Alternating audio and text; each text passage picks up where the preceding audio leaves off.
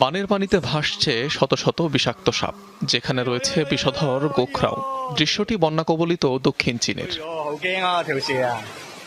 সম্প্রতি বন্যার পানিতে সাপের ভেসে যাওয়ার এই ভিডিও সামাজিক যোগাযোগ মাধ্যমগুলোতে ব্যাপক ভাইরাল হয়েছে। চীনের দক্ষিণাঞ্চলীয় হেংজু নামের একটি গ্রামের ঘটনা এটি।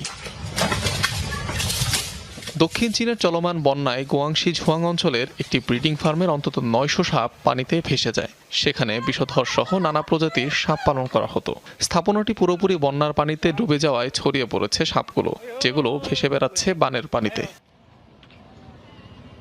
স্থানীয়রা বলছেন, ভেসে যাওয়া সাপগুলোর বেশিরভাগই বিষহীন। অবশ্য বেশ কিছু প্রজাতির বিষাক্ত গোখরা সাপ রয়েছে সেখানে। এসব সাপের কামড়ে এখন পর্যন্ত কারো প্রাণহানির তথ্য পাওয়া যায়নি। সাপগুলো উদ্ধারে বিশেষ জাল ও স্টান গান ব্যবহার করে চলছে বিশেষ অভিযান। এই তৎপরতায় 10 জনের